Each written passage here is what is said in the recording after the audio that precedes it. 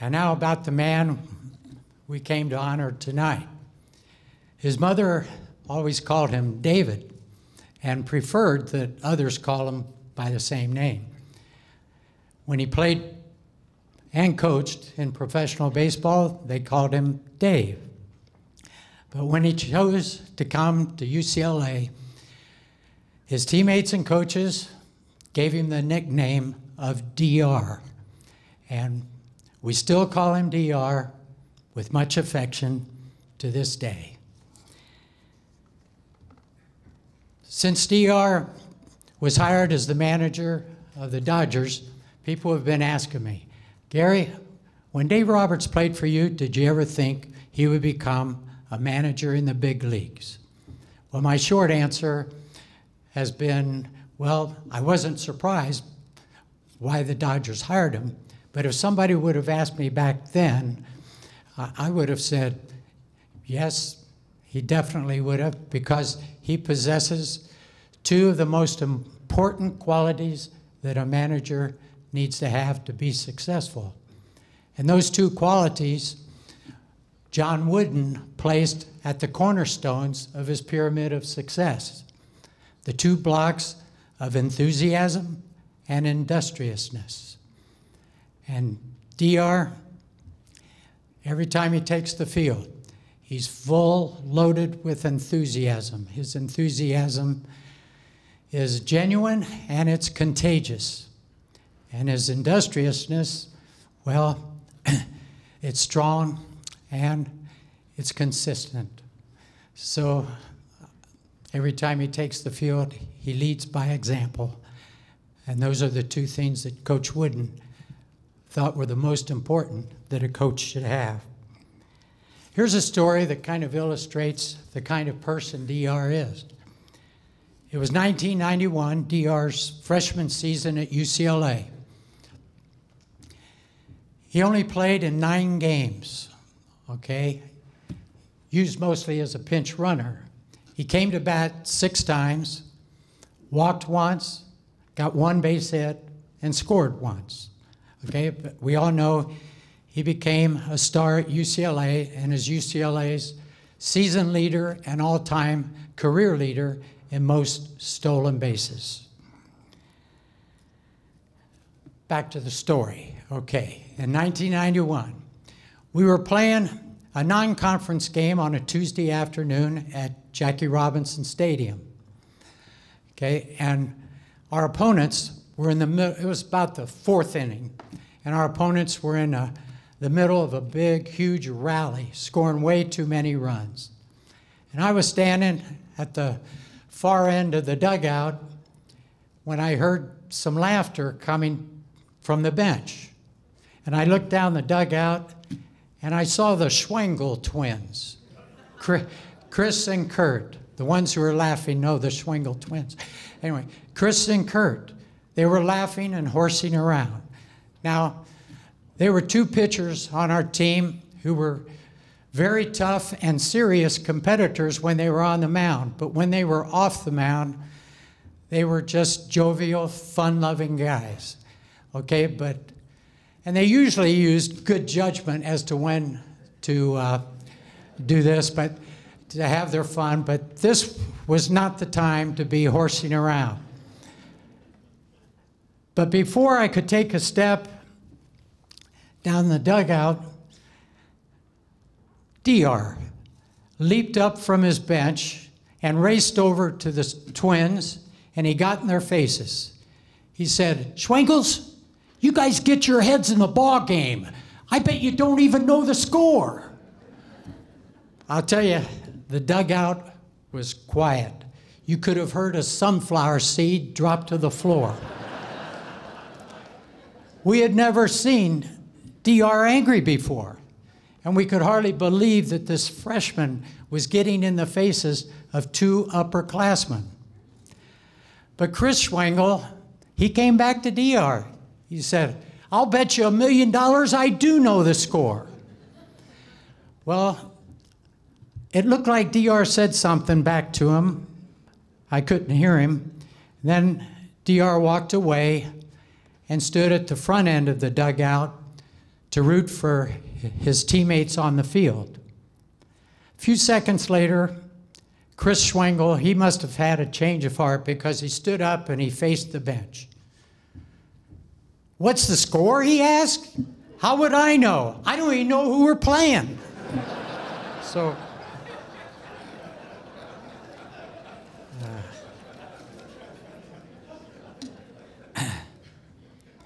well, when he said that, really, you guys laughed, but nobody was laughing yet. Not until DR turned around and with that, his face lit up with that big, bright smile of his, you know, and then he laughed, and then we all laughed. That's DR. I've never, I can't look at you and say this. Okay, okay, I've never coached a player who showed so much passion and love for the game of baseball and how it should be played. And yet he still possessed the rare quality of showing his teammates how much he cared for them. Not just as players, not just as teammates even, but he cared for and treated them like they were his best friend. And ladies and gentlemen, that's why I believe that Dave Roberts is the manager of the Dodgers today. And DR, we Bruins are here tonight because we want you to know how proud we are of you. And we're here to congratulate you. So, way to go, DR. Way to go.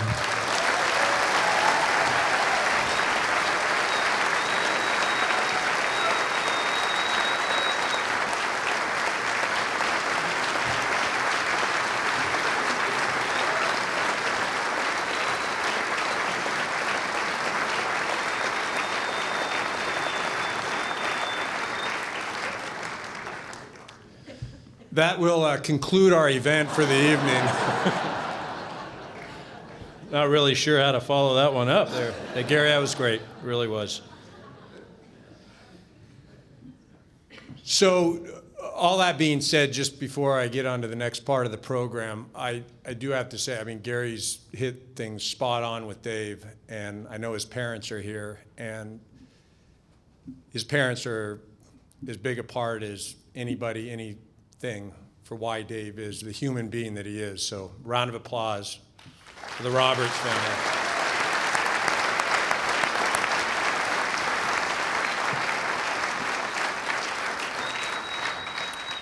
So I first came across Dave in the early 90s. I was playing minor league ball, then had come up with the Dodgers, made my way over here for a couple of visits with Gary, and then also an alumni game here and there.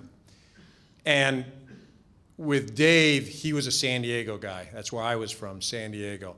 I had heard about, you know, this was the option quarterback. He had won the championship, the CIF championship, Rancho Buena Vista, and, you know, this stud guy. And so, you know, as an athlete and from San Diego, I'm following this guy, and three-sport star out of San Diego. He chose to come to UCLA as a walk-on, as Gary mentioned. Had a great career here. And I think one of the things that, you know, Dan Guerrero had mentioned, that he'd never been given anything. And I think it works two ways. You can either be, you know, told how great you are, and I don't want to say coddled, but you're the superstar, and things are kind of paved for you. Then there's the other direction where people don't believe in you, and you use that as fuel to constantly prove people wrong. And, you know, this was a guy that you could tell was on that path. He was drafted by the Detroit Tigers, and after having the career that he had at UCLA, you would think, okay, relatively high pick, you're going to get an opportunity. And it doesn't always work out like that. And Dave ended up signing, but I think that was just another road where, all right, these people, I got a little something for them. And played in the minor leagues, went over to Cleveland, eventually found his way to Los Angeles in 2002. I was a member of the Dodgers then, and I remember Dave Roberts is coming over. Hey, that's that kid from UCLA. That was a stud guy from San Diego. And he hadn't really been given an opportunity in the big leagues. I think he may have had 160, 170 at-bats. He comes to LA. He's our starting center fielder. Played 127 games, hit 270, 280. Was third in the National League in stolen bases, and finally given an opportunity, and he ran with it. Ended up playing 10, 11 years in the big leagues. In 2006 with San Diego, I believe, career high in stolen bases, triples, hit 290-something, runs, all these sorts of things. And all along the way, there could have been times where Dave just said, look, I've had enough. But at no time did he ever not believe in himself. After baseball, went into broadcasting with the Red Sox. I mean, do I have to go over the 2004 stolen base? I don't have to, right? We all know that. I'm just assuming that we all know that here. But I will say one thing about that. He hadn't played in 7 or 8 games. Gets in basically cold, other than being prepared himself, to come in and steal a base that changed the course of that series and eventually led to the Red Sox to a World Series. And the point of it is no matter what everybody else thinks, Dave believes in himself, and that's what's allowed him to succeed. Obviously goes down in Red Sox lore. Jumping ahead, works for the Padres, coaches there, and then gets an opportunity here in LA. And I will say this, that going into the interview process, I think that, the Dodger organization was absolutely looking forward to interviewing Dave. No question. But they did have other candidates. But meeting Dave, interviewing him, spending some time with him, Dave went from here to boom, the top. And that all comes with people person, how he relates to everybody, how he can command a room. There's one other gentleman that I've come across in my life, and I call him a chameleon because he can come into a room and no matter what the culture, he can be comfortable with anybody and make that person comfortable with him. That man's Dusty Baker. He's the manager of the Nationals. I played for him in Chicago. Never come across anybody like him. Dave is him. He's him. And that's not something that, again, I don't know if it's an inherited quality, a learned quality, if it's something that you learn from your parents, but the ability to make everybody feel good, to feel important, to feel comfortable, unreal. Nobody better. Nobody better. I think that being said, let's welcome Mr. Comfortable, Dave Roberts.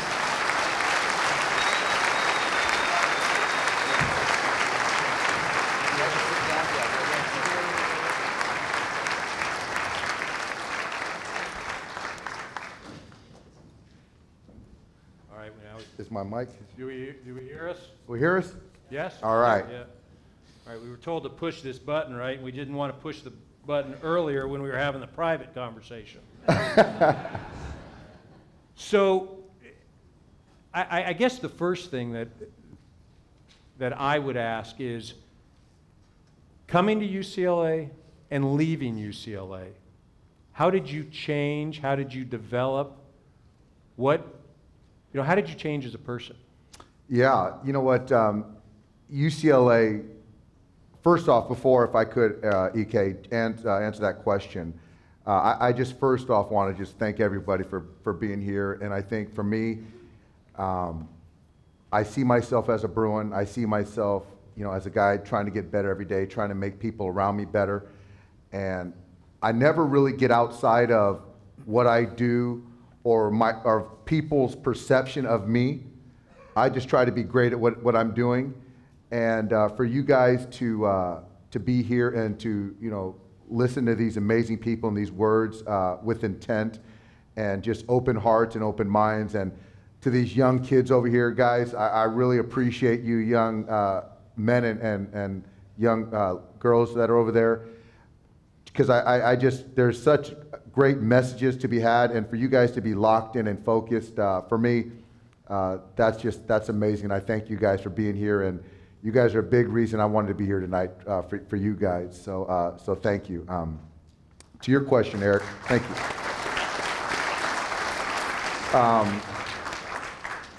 One other thought. Sorry, Eric.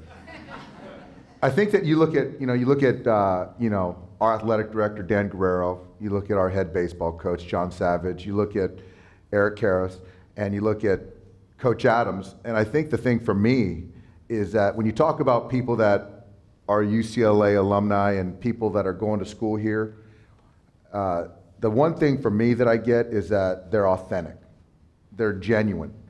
And I think that there's no pretense, and a lot of the people that, you listen to these four men talk, and they're an open book. They're speaking from their hearts, and, and I think for me is when I first walked onto this campus, it's a huge campus. I came from a smaller school in San Diego, and, to walk on this campus, it's overwhelming. It really is. These are big fish, guys that you read about, and, this athletic program is obviously, as Eric mentioned, is second to none.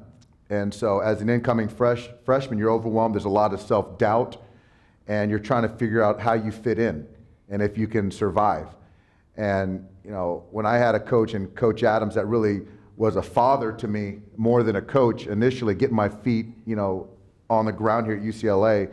And believe me, he can attest in a smaller group the struggles I had in my first quarter at UCLA, believe me. And my wife can talk about that too, in a private group. So it was tough, man, it was tough. But once we got that past us, it was a lot smoother. But anyway, but Coach Adams, he was always there for me and really helped me to become the man that I am today. And I can honestly say that I grew and grew every year.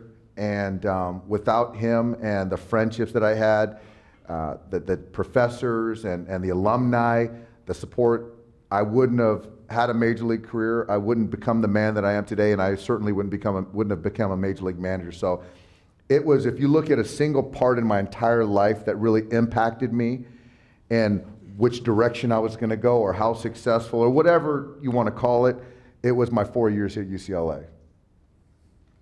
Yeah. So how did you pick UCLA? I mean, how did I why pick UCLA? Yeah. As opposed to playing football somewhere? I had an appointment to go to the Air Force Academy, and I was going to play football there. And my father was in the Marine Corps, and so I kind of felt I should probably take the bird in the hand and go to the Service Academy and play football, and but I just didn't have it in my heart to keep playing football. I had a knee surgery already, and I wanted to play baseball. So we're looking.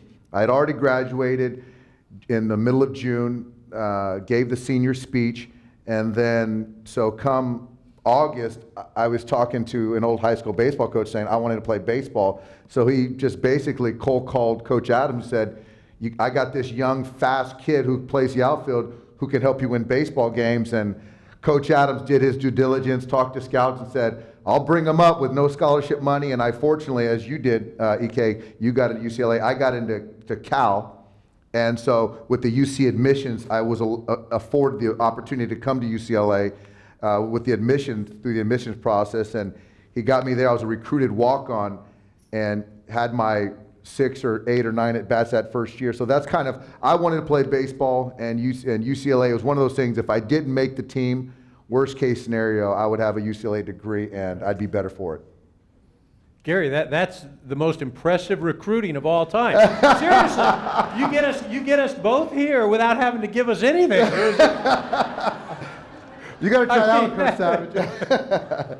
That is something. Did you ever, in your wildest dreams, imagine that you would be first of all, playing in the big leagues, but managing in the big leagues? And at what point did you say, hey, you know what, this might be something I'd like to explore? Yeah, you know what? It's interesting. No, to answer your question, short answer, no, I didn't. And I think that, what's interesting is, as you're a young player and you see these young ball players right now, and my son's a young ball player, and you have visions to play in the big leagues.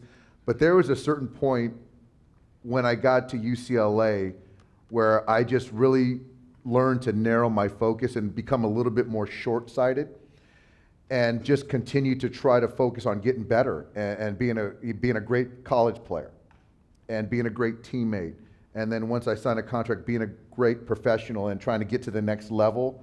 And as I kind of went through the progression of being a major league player, establishing myself there, and then when you go on to coaching and you want to coach and you have the love and passion for the game, and then at that point in time, you start thinking maybe I might have an opportunity to manage. And so that opportunity kind of this winter just presented itself really fast, because I just wasn't believing in certain things that were going on for my hometown team in San Diego. And so at that point in time, I decided to part ways. And this was more with my wife, just a leap of faith that we want to go a different direction, and whatever direction that takes us, we'll see what happens. So that's kind of how this whole process kind of evolved. So yeah, I really don't get out of the scope of trying to be great at what I do, and it's really amazing. For me, honestly, just speaking openly, is when I see my picture here and see it on buses, or it's crazy. Believe me, it's crazy. And it's like I got 2 kids and a wife that just make sure to let me know that I'm still dad and husband. And it's like I really don't get out of myself. And you talk about opening day tomorrow, and my first opening day as a manager. Thank you. And it's like I totally appreciate it, but I just look at it as another baseball game. And it's like, for me, is I don't know if I'm doing myself an injustice and not really enjoying certain moments. But if I get outside of teaching and coaching and trying to get guys better and doing my job, then I start getting noise and the lens starts getting foggy and the game speeds up. But if I focus on what I'm doing, I just, I expect at some point in time I'll look back on moments and appreciate them. But when I'm doing what I'm doing, it's just, that's my only focus. So you talk about tomorrow's another game and it's an opening, and maybe you're not taking it in like maybe you should, or probably. Well, probably. But so how do you deal with the other variables? And what I mean by that, the first minority manager of the Dodgers, the first of Japanese descent, an African American man, all of those things. It's difficult enough just to manage in the big leagues. And do you put that on yourself? Is that placed on you from the outside? How do you deal with that? Yeah, that's a great question. I think that through the process, when I was being interviewed, it was one of those things where it's like I might have an opportunity to be the manager for the Dodgers, and it's like that was my focus. And going through ownership, front office, executives, and you're trying to be yourself and see if the match works, and if it doesn't, then that's okay too. I was resolved to that as well. But as the process kind of kept speeding up and getting further along, then in talking to people, my father, and just start realizing that you might be the first minority manager for this, for this franchise that has been trailblazing, and you look at my mom, I'm half Japanese, half African American, and then it was late in the process where I really realized that. And then it kind of hit me. And I kind of look at it in the sense of it's a responsibility. When you have people that, my father grew up in the 5th Ward in Houston, was the only African American at his high school, and going through fights and all these things that he had to go through, and many people had to deal with to give, me and what Jackie did, and all these different people that they did for me. And it's only for me, it's like, it's an opportunity to do right by them and to pay it forward. And as you go to these young kids, it's like, I was there. Eric, you were right there. And so for us to do right by them, and when you got donors and alumni that want to do things for this great university, it's for the young kids. And it's like, I think that for what Jackie's vision and all these people, what they've done and all the sacrifice that they've made, I take little moments to really step back. But what I do is reflect and say, do things the right way, because people are going to be looking at me under a microscope, and rightfully so. Not only this seat that I'm in, but you know, being the first, you know, minority manager for the Dodgers and all that stuff. So that's kind of the extent of it, but it carries a lot of weight. So you've been doing this, what now, for 7 games, right? Yeah. Spring training and, you know. I got a lot more gray hair. Well, I was gonna ask you that. It's been a spring training. It's relatively, obviously, it's relatively new. But what has it felt like as far as, you know, it's been 7 games. Does it feel like it's been, wow, already feels like 100 games with, you know, just the ebbs and flows of what you've gone through for 7 days? Yeah, no, it honestly, I think that I tell people, and I think the best, I know I get it wrong, but my wife told me from the beginning, she's like, through this entire process, just be yourself. Don't try to win them over, just be yourself, and if it's a fit, it's a fit. And I think that when you're talking to owners, when you're talking to players, you gotta be authentic. You know, you gotta be transparent. If not, whatever you're trying to teach them isn't gonna go through. And I think for me, the message isn't gonna be sent. And I think for me, I feel every day I realize how fortunate I am, and it's a new day, every day's a new day, win or lose. And I just, again, speaking to the short-sightedness, where the first question I got, you know, once I was named manager was, you know, do you feel it's World Series or bust? And it's like, we're in December 2nd, I'm like, I don't know who my coaching staff is, and, you know, I haven't talked to Kershaw yet. So it's like, I don't know. And so I think for me, it's, I just don't get ahead of myself. So as far as like, I tell my son, you know, pressure's only in tires. I just really don't care about pressure because I don't get too far ahead of myself. It's like, it's the next day, it's a game. I want to beat the Diamondbacks. I can't stand losing, and I want to win tomorrow. And it's like, we keep going. So, you know, there's things that come up every day, and you deal with them, and there's things that come across my desk every day, but it's like, it's great. I love communication. I love people. I love relationships. I love teaching. So it's great. Oh, good. So the managers that you've played for, excluding Gary, in the minor leagues, in the big leagues, those that have impacted you the most? I think that, you know what, people talk, Dusty is a friend of mine. That's such a great compliment that you said to Dusty. He's a friend of mine. I never played for Dusty. But Jim Tracy was a manager I had with the Dodgers, and he was great. Buddy Black, I was a coach, and he mentored me. He was kind of a big brother manager for me.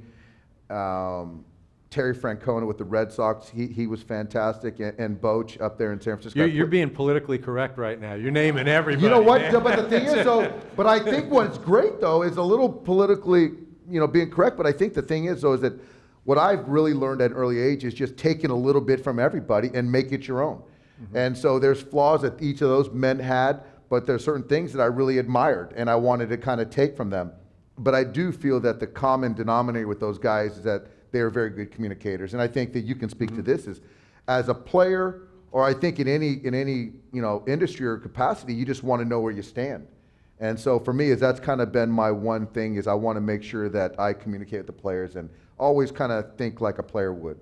So is there anything, again, in this brief tenure that you've experienced that you said, wow, didn't really see that coming or didn't really expect that, but it's all good, but it caught me off guard? You know what? Not yet. Not yet. I think that you know, you expect media, you expect criticism and social media. You know, the other day those guys were burying me on social media. You know, so I'm so looking okay, so we're talking about the stripling, the stripling, and the no-hitter. So do you look at the social media, or do your kids go, Dad, really?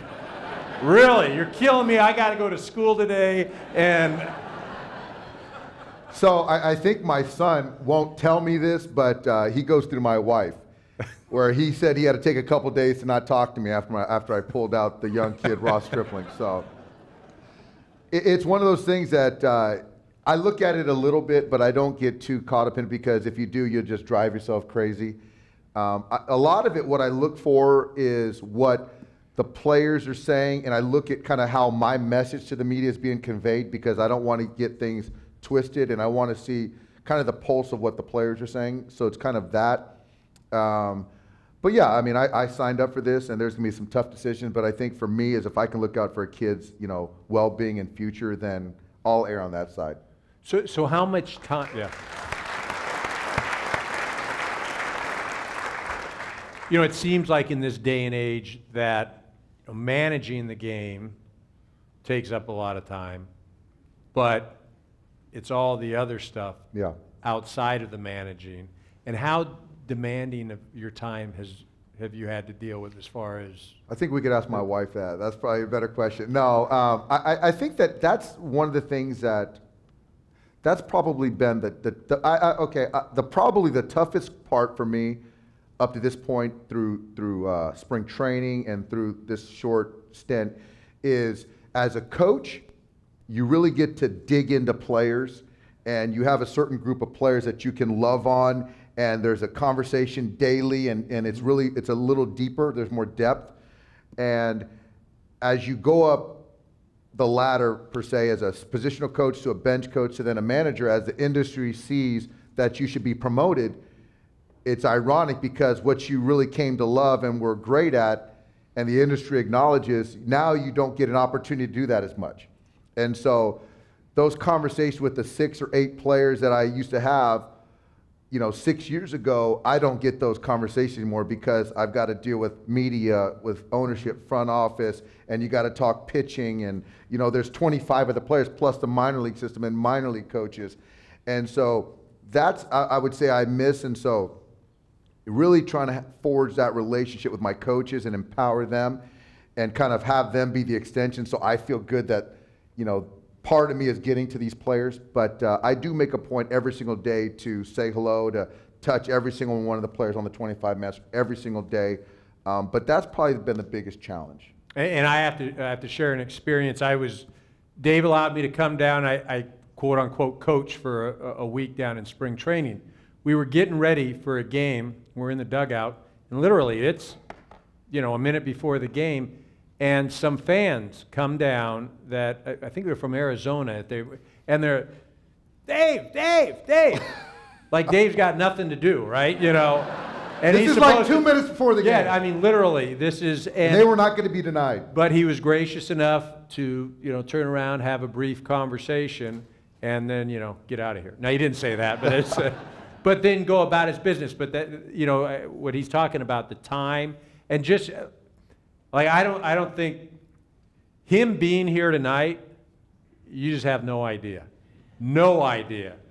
And his wife Trish is probably going, I don't have any idea either. But the whole idea of an off day, coming off a road trip. So again, thank you. This has been great.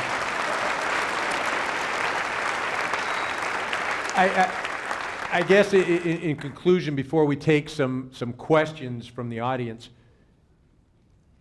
obvious goal is to win a world championship. But what is outside of that? What do you want your legacy to be?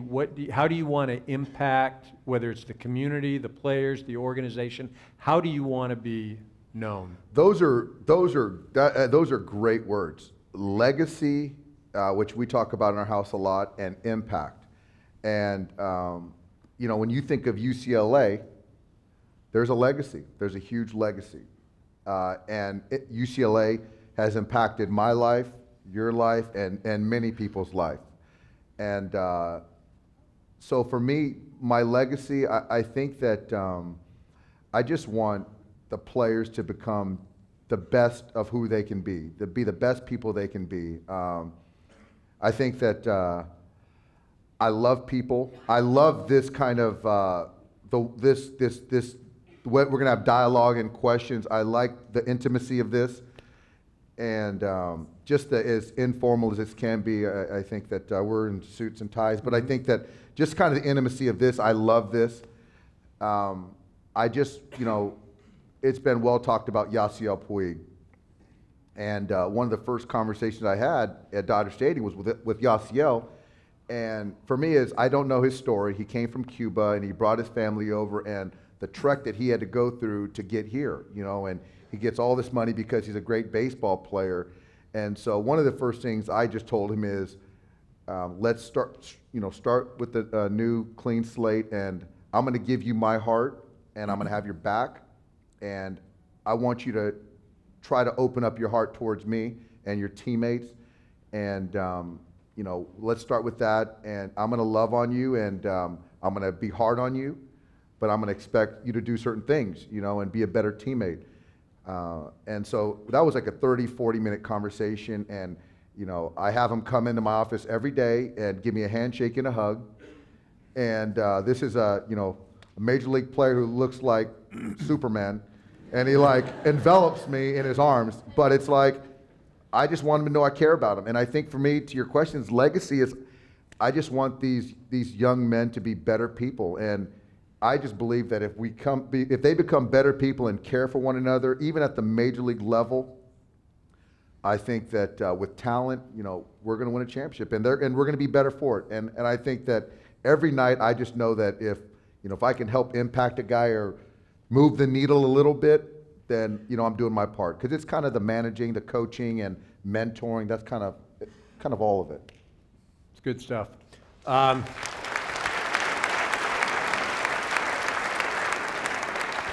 think now we are going to take some questions.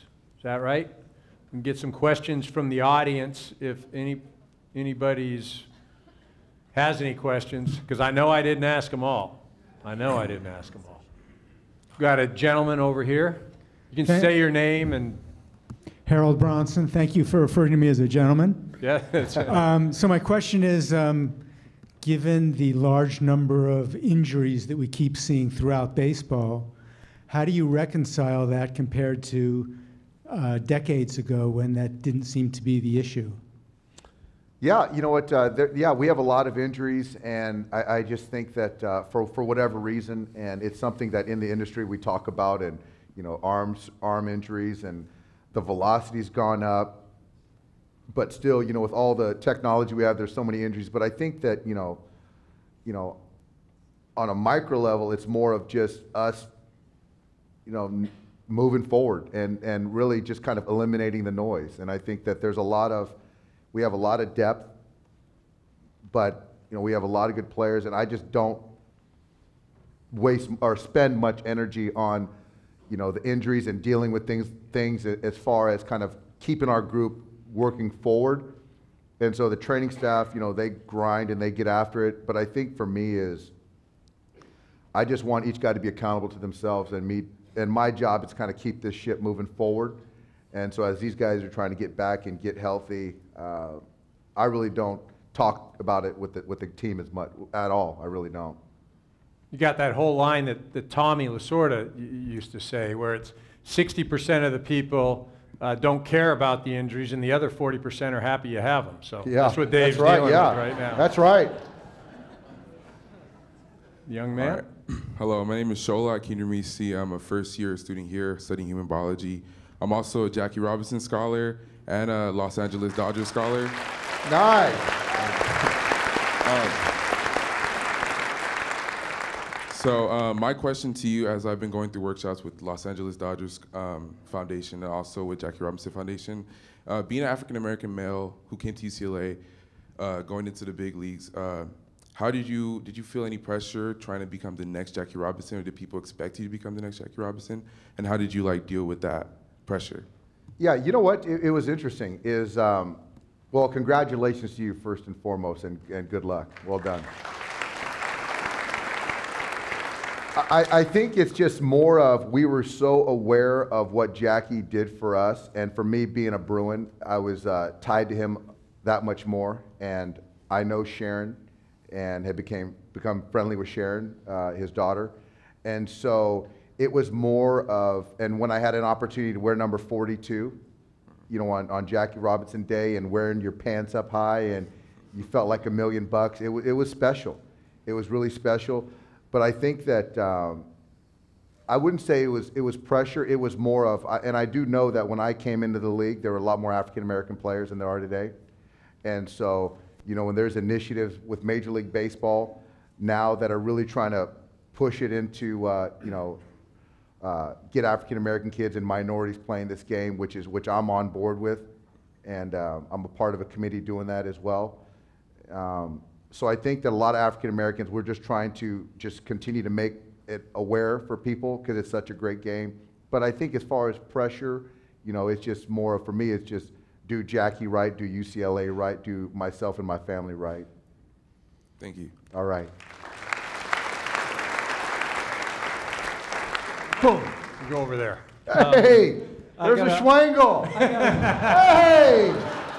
I got a quick DR story. Oh no. My name is Kurt Schwengel. I was Dave's teammate. Hey, Kurt. For 3 years at UCLA. And yeah, I was one of those twins that Gary Hill spoke about.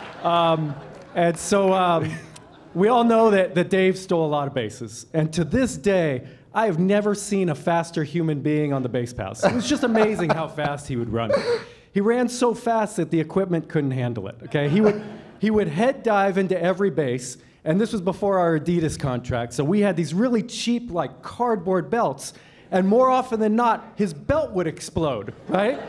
On these stolen bases, and after 2 or 3 stolen bases a game, he'd run out of backup belts, and Coach Adams would start walking down the dugout,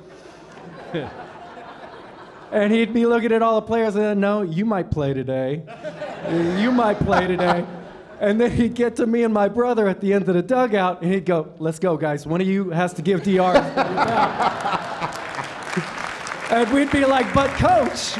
And he'd go, come on, you know what's up. Give him your belt. Give him your belt.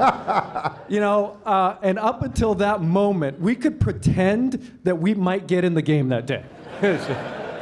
But to you kids out there, let me give you a life lesson. When your baseball coach takes your belt away, okay, the dream is over. It's just not happening.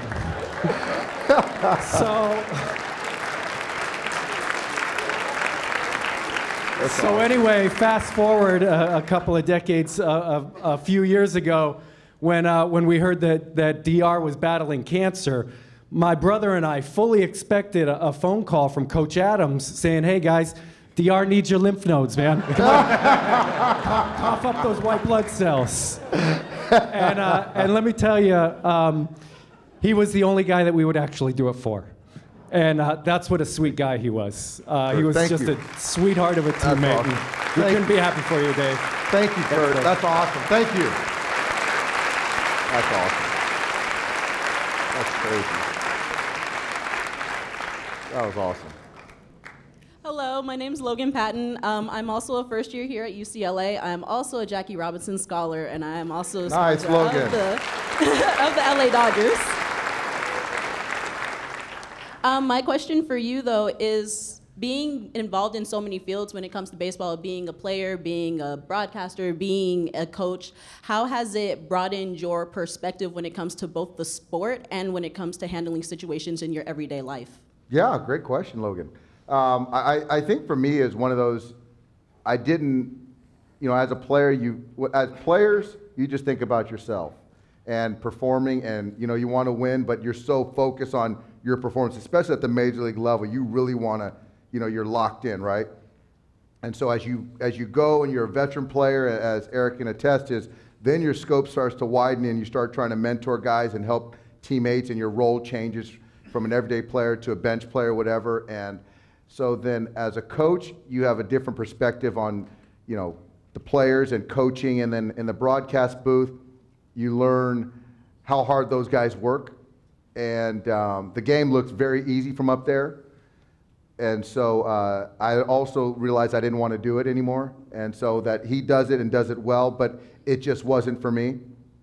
And as a front office executive for a year, there's a lot of things that make the machine of a major league organization work, and there's a lot of people behind the scenes that don't get credit.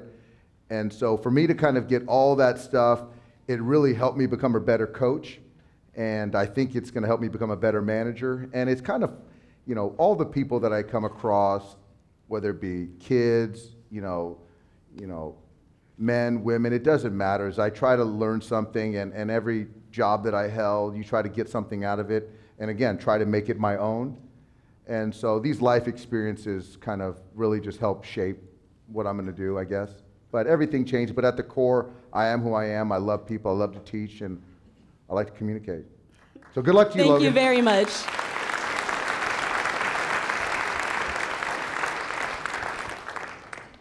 I'm getting the sign back there. Final question from Lise.